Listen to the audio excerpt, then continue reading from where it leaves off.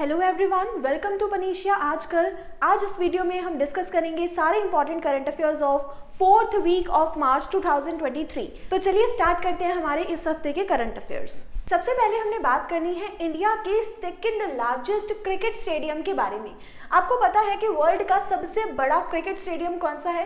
That is Narendra Modi stadium, जो कि अहमदाबाद गुजरात में है, जिसकी सिटिंग कैपेसिटी 1,32,000 से भी ज्यादा है और अब इंडिया में सेकंड लार्जेस्ट स्टेडियम बनने वाला है। और अगर इस स्टेडियम की वर्ल्ड के हिसाब से रैंकिंग देखी जाए तो तीसरे नंबर का ये सबसे बड़ा स्टेडियम होगा।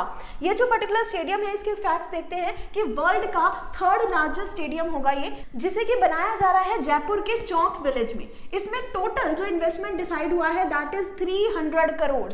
300 करोड़ का कुछ पर्टिकुलर इन्वेस्टमेंट के साथ इस पर्टिकुलर स्टेडियम को तैयार किया जाएगा, जिसकी सिटिंग कैपेसिटी जो डिसाइड हुई है दैट इज 75,000। जैसे कि हमने डिस्कस किया कि जो सबसे बड़ा क्रिकेट स्टेडियम है नरेंद्र मोदी स्टेडियम, उसकी सिटिंग कैपेसिटी है 1,32,000। वर्ल्ड का सेकंड लार्जेस्ट क्रिकेट स्टेडियम है मेलबर्न क्रिकेट ग्राउंड, जो कि मेलबर्न ऑस्ट्रेलिया में है, जिसकी सिटिंग कैपेसिटी है ऑफ 1 लाख सीट्स। और अब ये आएगा वर्ल्ड में थर्ड नंबर पे with the seating capacity of 75,000, जिसे कि एस्टैब्लिश किया जाएगा in Jaipur and it will be named after Anil Agarwal. Next हमने बात करनी है राजस्थान के बारे में, जो कि बन गई है पहली state to pass right to health. Right to health इस बिल को पास करने वाली पहली स्टेट बन गई है राजस्थान। इसके बारे में बात करते हैं। राइट टू हेल्थ बिल के अंदर है क्या क्या चीजें? इस पर्टिकुलर बिल के according free medical services provide की जाएंगी to all over the Rajasthan, यानी कि सारे के सारे इमरजेंसी ट्रीटमेंट्स के लिए फ्री सर्विसेज प्रोवाइड की जाएंगी। किसी भी तरीके की कोई चार्जेस नहीं चार्ज किए जाएंगे according to right to health bill. इसके साथ साथ इसमें कवरेज कहां तक आती है? ना सिर्फ गवर्नमेंट हॉस्पिटल्स बल्कि प्राइवेट हॉस्पिटल्स के ऊपर भी ये पर्टिकुलर बिल अप्लाई किया जाएगा।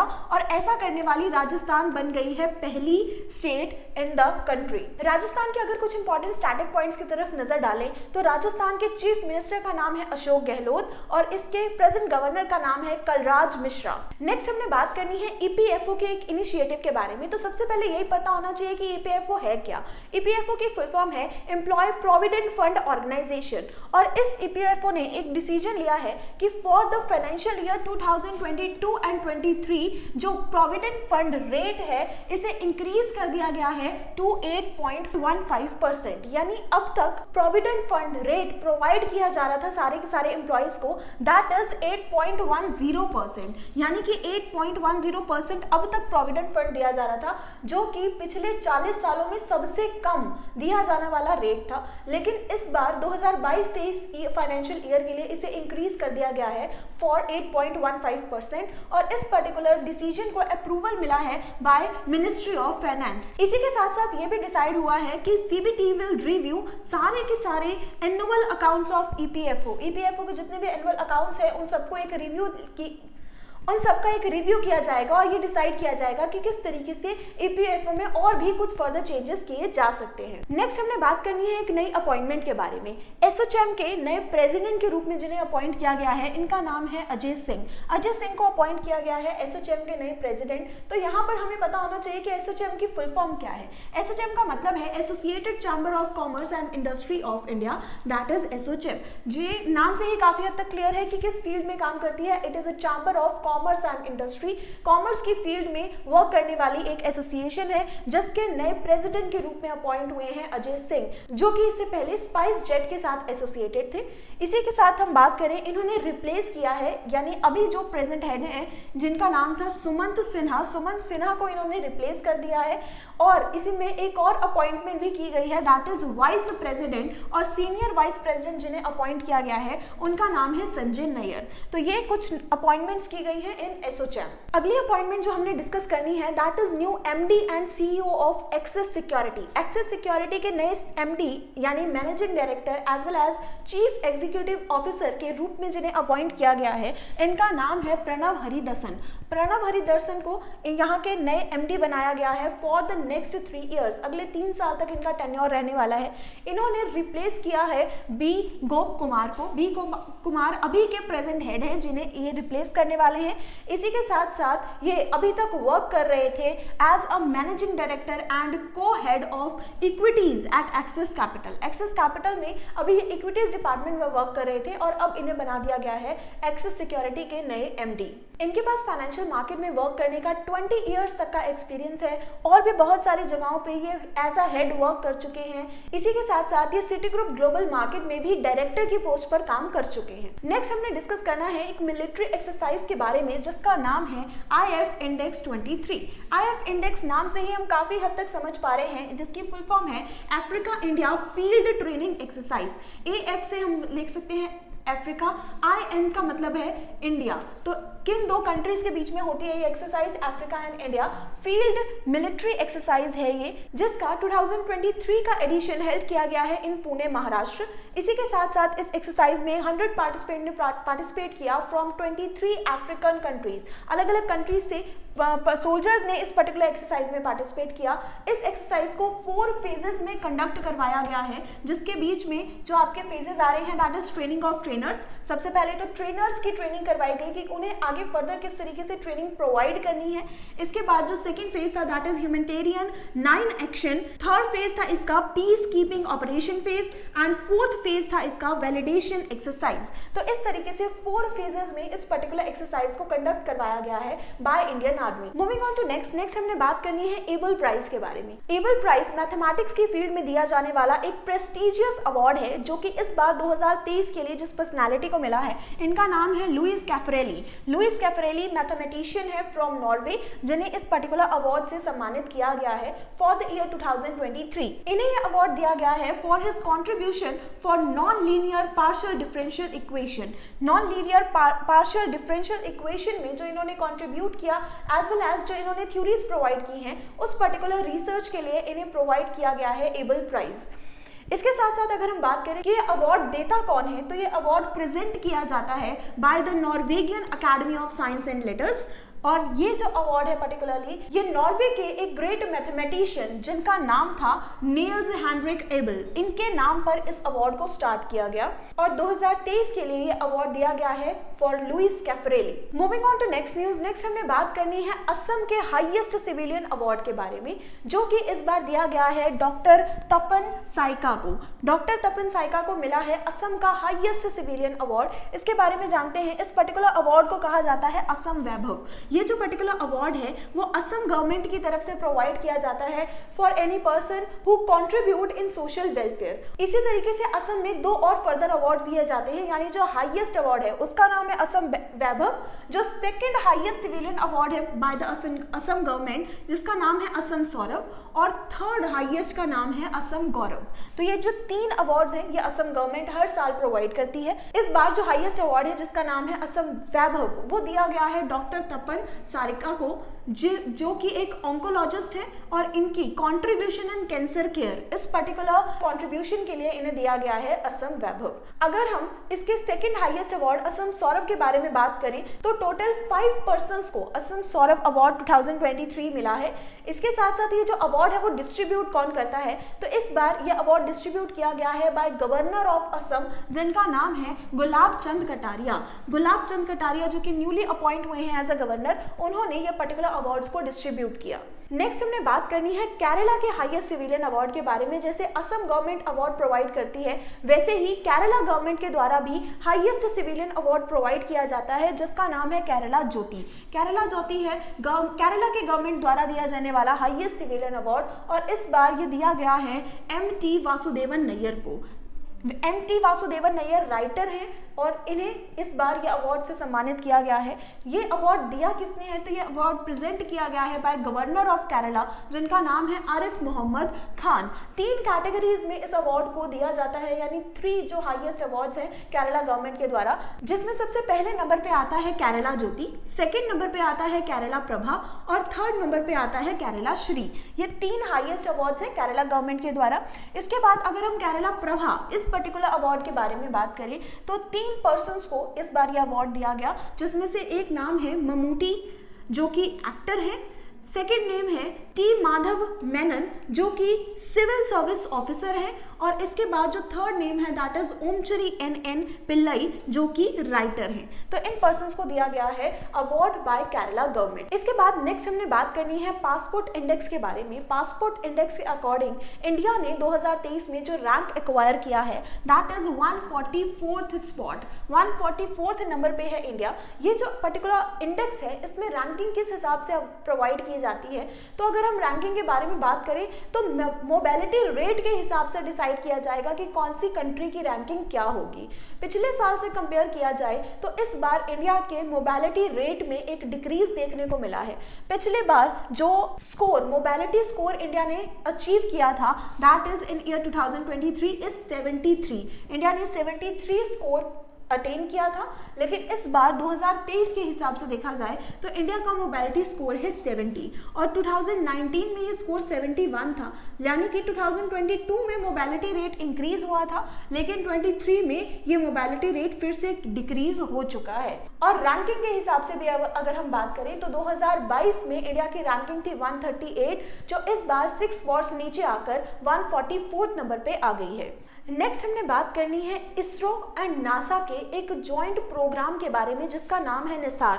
तो ये निसार क्या है, सबसे पहले तो इसकी फुल फॉर्म पता होनी चाहिए। निसार की फुल फॉर्म है NASA ISRO synthetic aperture radar, यानी निसार एक ऐसा अर्थ साइंस सैटेलाइट है जिससे कि पर्टिकुलरली बनाया गया है by NASA and ISRO scientist. ये जो पर्टिकुलर सैटेलाइट है इसका वर्क क्या है इसके बारे में बात करते हैं। इस सैटेलाइट को बनाया गया है for design develop and launch a dual frequency of L and S band radar imaging satellite। एक ऐसा सैटेलाइट है जो L और S बैंड फ्रीक्वेंसी को ऑब्जर्व करने के बाद उसके बेसिस पे इमेजेस को प्रोवाइड करेगा, यानी एक सेपरेट टेक्निक के साथ इस पर्टिकुलर सैटेलाइट को फॉर्म किया गया है by the scientist of NASA and ISRO. और ये जो पर्टिकुलर प्रोजेक्ट है निसार, इसके बारे में अनाउंस किया गया है बाय डॉक्टर जितेंद्र सिंह जो कि हमारे union minister of state for science and technology. इस पर्टिकुलर सैटेलाइट के आने के बाद बहुत सारी चीजों में एक रिफॉर्म देखा जा सकता है, जैसे कि इजीली चेक किया जा सकता है नेचुरल रिसोर्स की मॉनिटरिंग एंड मैपिंग को, टेरेस्ट्रियल डिफॉर्मेशन को, इसके बाद सरफेस पे हो रहे चेंजेस को आराम से इससे कैप्चर किया जा सकता है, और नेचुरली जितने भी चीजें चेंज हो रही हैं इन आवर एनवायरनमेंट उसे ये कैप्चर करके साइंटिस्ट तक पहुंचाने का काम करेगा। तो इस सैटेलाइट से काफी हेल्प होने वाली है in further research for the scientist. Next sports field से रिलेटेड न्यूज है जो कि WPL से रिलेटेड है। WPL that is women premiere league. हम सब जानते हैं कि फर्स्ट एडिशन करवाया गया था विमेन प्रीमियर लीग का, जिसे जीत लिया है मुंबई इंडियंस की टीम ने। मुंबई इंडियन टीम्स के कैप्टन का नाम है हरमनप्रीत कौर। हरमनप्रीत कौर कैप्टनसी के अंडर ये पर्टिकुलर टीम ने जीत लिया है WPL का फर्स्ट एडिशन। फाइनल मैच खेला गया था between Mumbai Indians and Delhi Capitals, और दिल्ली कैपिटल्स को हराया है इन्होंने बाय 7 विकेट्स। इसी के साथ साथ अगर इस पर्टिकुलर टूर्नामेंट में मिलने वाले कुछ अदर अवार्ड्स के बारे में हम बात करें तो पर्पल कैप दी जाती है फॉर मोस्ट विकेट। सबसे ज्यादा विकेट लेने वाले प्लेयर को दी जाती है पर्पल कैप। तो इस बार पर्पल कैप मिली है फॉर हेले मैथ्यूज जो कि मुंबई इंडियन टीम से है। ऑरेंज कैप दी जाती है फॉर मोस्ट रन, सबसे ज्यादा रन लेने के लिए। तो ऑरेंज कैप मिली है मैग लेनिन जो कि दिल्ली कैपिटल से बिलोंग करती है। नेक्स्ट जो टाइटल है that is most valuable player. Most valuable player का टाइटल अगेन दिया गया है हेले मैथ्यूज ऑफ मुंबई इंडियंस। और नेक्स्ट टाइटल है emerging player of the session का जो टाइटल है वो दिया गया है यशिका भाटिया जो कि अगेन मुंबई इंडियन टीम से ही खेलती हैं। ये पर्टिकुलर कुछ अवार्ड लिस्ट है related to WPL 2023। Moving on to next news. Next हमने बात करनी है एशियन खो खो चैंपियनशिप के बारे में। एशियन खो खो चैंपियनशिप एक बहुत ही अच्छा मूवमेंट साबित हुआ इंडिया के लिए, बिकॉज इसमें मेंस एंड वुमेन्स दोनों ही कैटेगरी में इंडिया ने जीत लिया है चैंपियंस होने का टाइटल। एशियन खो खो चैंपियनशिप में men's team as well as women's teams दोनों ने ही नेपाल की टीम को हराकर एशियन चैंपियनशिप का टाइटल अपने नाम किया। इस पर्टिकुलर टूर्नामेंट को खेला कहाँ गया था, तो इसके लिए जो वेन्यू था that is Tamulpur of Assam, और इसका फाइनल्स खेला गया था ऑन 23 मार्च 2023।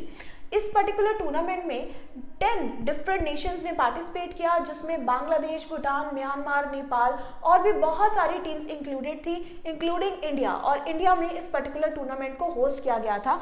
तो टोटल 10 टीम्स के बीच में इस पर्टिकुलर कॉम्पिटिशन को करवाया गया था। Moving on to next news, next हमने बात करनी है वर्ल्ड बॉक्सिंग चैंपियनशिप 2023 के बारे में। इस बार 2023 का जो वर्ल्ड बॉक्सिंग चैंपियनशिप का इवेंट है ये ऑर्गेनाइज किया जा रहा है इन इंडिया। इंडिया जो है वो इसे होस्ट करने वाला है। हिस्टोरिक मोमेंट है इंडिया के लिए, क्योंकि सेकंड टाइम इंडिया में इस पर्टिकुलर चैंपियनशिप को करवाया जा रहा है। पहली बार इस चैंपियनशिप को हेल्ड किया गया था इंडिया में इन ईयर 2006। 2006 के बाद अब जाकर 2023 में इस पर्टिकुलर टूर्नामेंट को करवाया जा रहा है इन दिल्ली में इसका 13th एडिशन हेल्ड किया गया।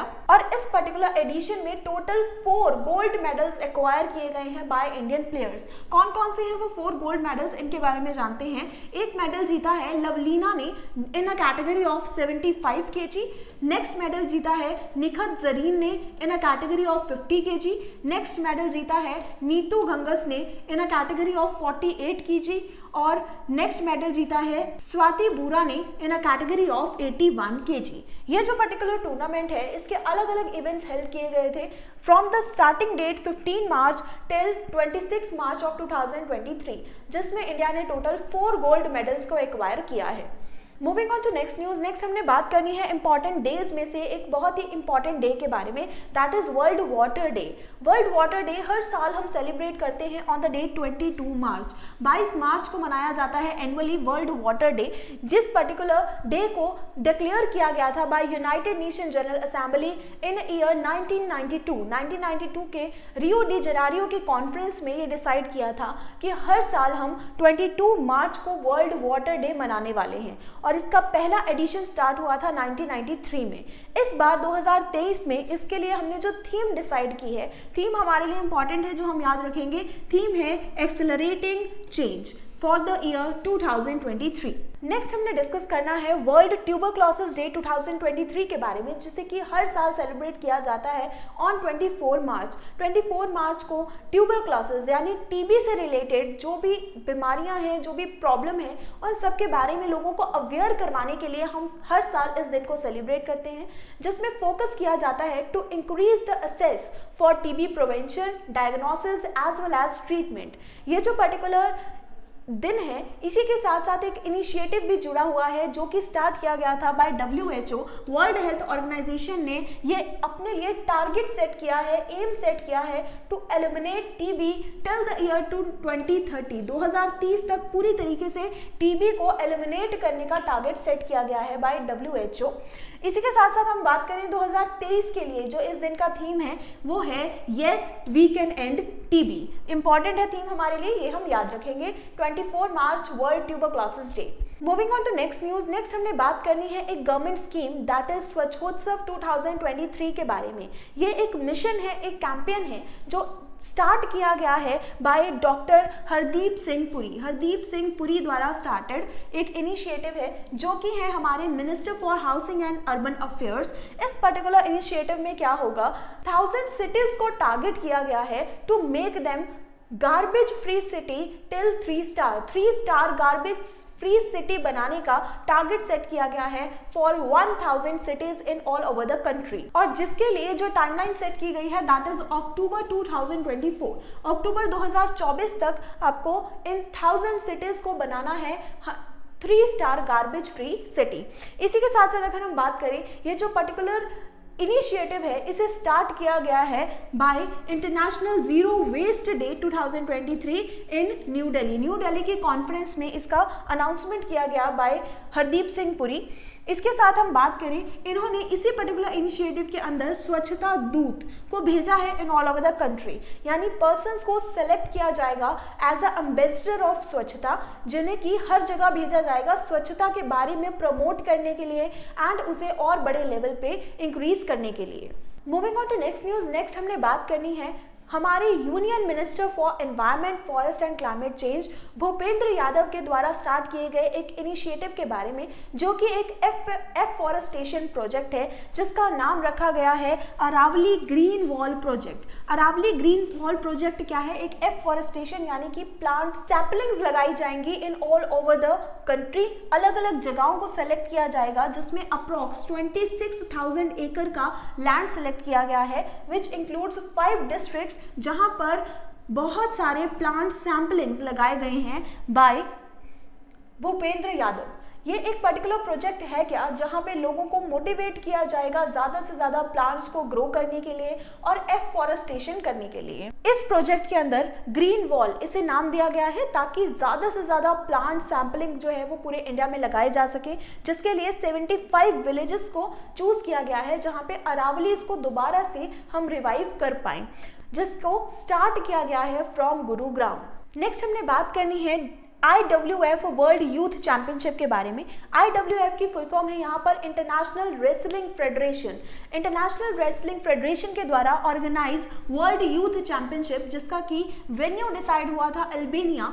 इसे ऑर्गेनाइज किया गया है ऑन 26 मार्च 2023 को, जिसमें इंडियन 2 रेसलर्स ने मेडल को एक्वायर किया, जिसमें पहला नाम है जोशना सबर का, जिन्होंने ब्रॉन्ज मेडल एक्वायर किया है इन वुमेन्स 40 kg कैटेगरी। इसी के साथ साथ इन्होंने कंबाइंड लिफ्ट लिया है ऑफ 115 kg। नेक्स्ट जो नेम है हमारे पास दैट इज ऑफ धनुष, जिन्होंने लिफ्ट किया है 200 kg टोटल वेट यानी कंबाइंड कैटेगरी में। इसी के साथ साथ इन्हें मिला है silver medal in a category of snatch की कैटेगरी में भी इन्होंने सिल्वर मेडल को एक्वायर किया है। तो ये वो इंडियन रेसलर्स हैं जिन्हें मेडल मिला है इन वर्ल्ड यूथ चैंपियनशिप 2023।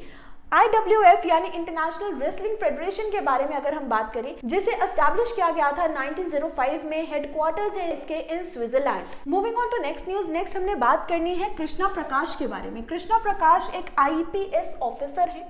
इन्होंने ड्रोनिंग प्रिवेंशन अवेयरनेस कैंपेन के अंडर एक नया वर्ल्ड रिकॉर्ड बनाकर सबके सामने प्रेजेंट किया है, और ये रिकॉर्ड है कि इन्होंने 16.20 किलोमीटर्स के डिस्टेंस को ट्रैवल किया है in just a time duration of 5 hours 26 minutes। और ये जो डिस्टेंस है, ये जो स्विमिंग है, वो इन्होंने की है from gateway of India to Elephanta caves. और ऐसा करने वाले ना ये सिर्फ first Indian as well as first police officer भी बन चुके हैं जिन्होंने इस पर्टिकुलर अचीवमेंट को अचीव किया है। इसी के साथ साथ इन्हें नाम दिया जाता है आयरन मैन का। इन्हें आयरन मैन क्यों कहा जाता है? क्योंकि 2017 में ये बने थे फर्स्ट इंडियन जिन्होंने आयरन मैन ट्रायथलन को कंप्लीट किया था। ट्रायथलन एक 3 दिन तक चलने वाला इवेंट होता है जिसमें 3 अलग अलग तरह की एक्टिविटीज करवाई जाती हैं, जिसमें इंक्लूड होता है swimming as well as bicycle riding as well as running. तो इन तीनों इवेंट्स को इन्होंने कंप्लीट किया और 2017 में आयरन मैन का टाइटल एक्वायर किया। इसी के साथ साथ अब इन्होंने एक और नया वर्ल्ड रिकॉर्ड बना लिया है by swimming 16.20 kilometres in just 5 hours 26 minutes। Next हमने बात करनी है नासा की नई डिस्कवरी के बारे में। नासा SDO यानी कि सोलर डायनेमिक्स ऑब्जर्वेटरी के हिसाब से अगर हम बात करें तो सन के ऊपर कुछ कोरोनल होल्स डिस्कवर किए गए हैं बाय नासा साइंटिस्ट। अब कोरोनल होल होता क्या है? कोरोनल होल का मीनिंग होता है एक इमेजिनरी होल्स। इमेजिनरी होल्स यानी एक पर्टिकुलर स्पॉट जैसा, जैसे आपको यहाँ पे नजर आ रहा होगा, ब्लैक कलर का स्पॉट जैसा दिखाई दिया है सन के ऊपर। और इस पर्टिकुलर स्पॉट से होता क्या है कि इस पर्टिकुलर स्पॉट के आसपास ज्यादा लाइट एमिट नहीं होती है। लाइट यहाँ से तब एमिट होगी जब आसपास का एनवायरनमेंट कूलर होगा। ये जो पर्टिकुलर होल है, ये it is approx of 30 times यानी अर्थ के साइज से भी 30 गुना ज्यादा बड़ा एक होल यहाँ पर ऑब्जर्व किया गया है बाय नासा साइंटिस्ट। इसके साथ हम बात करें, इस पर्टिकुलर होल के होने की वजह से यहाँ के आसपास जो सोलर विंड है उसका भी ग्रेटर फ्लो ऑब्जर्व किया गया है बाय द साइंटिस्ट। तो ये हमने देखे सारे important current affairs of 4th week of March 2023। I hope ये सेशन आपके लिए यूजफुल रहेगा। अगर आपको आज का सेशन अच्छा लगा, please like this video, subscribe to our channel. हम मिलेंगे आपसे ऐसे ही इंपॉर्टेंट करंट अफेयर्स के साथ। तब तक के लिए थैंक यू। पनेशिया ट्यूटर लाया है एक एजुकेशन प्लेटफॉर्म जहां पर अलग अलग कोर्सेस जैसे कि IAS, PCS, UGC net, SSC और बैंकिंग एग्जाम्स के लिए ऑनलाइन और ऑफलाइन क्लासेस की सुविधा उपलब्ध है। comprehensive coverage of all the subjects through quality video lectures. है एप्टीट्यूड का topic that is blood relation, uncles only daughter. He took the throne. तो जो थ्रोन पे एम्परर बैठते थे वो अपने साथ ले गए। Kohinoor diamond, the world famous Kohinoor diamond, वो भी मुगल ट्रेजरी से ले गए। फिर आया इकोनॉमिक प्रैग्मेटिज्म, यानी कि चाहे हमारे आपसे झगड़ा भी है तो भी हम आपसे व्यापार कर रहे हैं। जैसे चाइना है, हमारा झगड़ा होते हुए भी हम उससे व्यापार कर रहे हैं। PDF नोट्स और उनसे जुड़े हुए रिलेवेंट MCQs, साथ ही साथ comprehensive mock tests. So join Panisha Tutor for your successful and bright future.